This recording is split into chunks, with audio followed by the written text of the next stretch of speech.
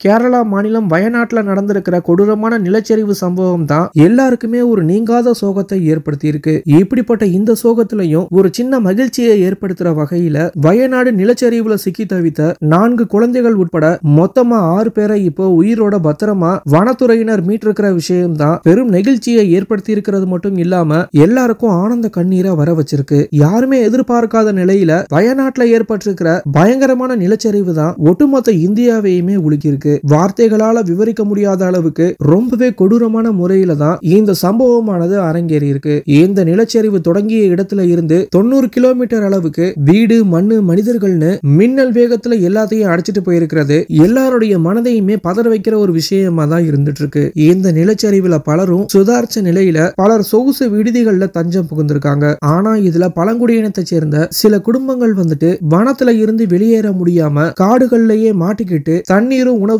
இல்லாம பயங்கரமா சிக்கி தவிச்சிருக்காங்க. அவங்கள கண்டறிஞ்ச வனத்துறையினர் வந்துட்டு சூச்சி பாறை அருவி அடிவாரத்துல கிருஷ்ணன் அப்படிங்கிறவரும் அவருடைய மனைவியும் அதோட அவருடைய 4 குழந்தைகளோட வெளியேற முடியாம இருந்த நிலையில இதை அறிந்த கல்பேட்டா வனத்துறையினர் வந்துட்டு உடனடியா கயிறு கட்டி அவங்கள உயிரோட பத்திரமா மீட்டிருக்காங்க. அவங்கள மீட்ட உடனே அவங்களுக்கு எல்லா உணவுகளையும் தண்ணீரும் கொடுத்து அவங்கள பத்திரமா காப்பாத்தி இருக்காங்க. இந்த ஒரு விஷயம் வந்துட்டு எல்லாருக்குமே ஒரு ஆனந்த கண்ணீரை ஏற்படுத்தி இருக்கு. இப்போ வயநாடு நிலச்சரிவு சம்பவத்துல வனத்துறையில இருந்து ராணுவ படை, தேசிய மீட்பு படையின்னு எல்லாருமே இரவு பகல்னு கொட்டும் மழையில கொஞ்சம் கூட சாப்பிடாமையும் தூங்காமையும் தொடர்ந்து மீட்பு பணியில ஈடுபட்டு வந்துட்டு இருக்காங்க. இந்த காட்சிகளானது எல்லாருடைய மனசையுமே ரணமாக்கியிருக்கு. ஏற்கனவே இருந்துட்டு இருக்கிற துயரத்துல நடந்துட்டு வந்துட்டு இருக்கிற ஒவ்வொரு விஷயங்களும் எல்லாருக்குமே ஒரு நீங்காத சோகத்தை ஏற்படுத்தி இருக்கு. இந்த சம்பவத்தை பத்தின உங்களுடைய கருத்துக்களை கீழே இருக்கிற கமெண்ட் செக்ஷன்ல போஸ்ட் பண்ணுங்க.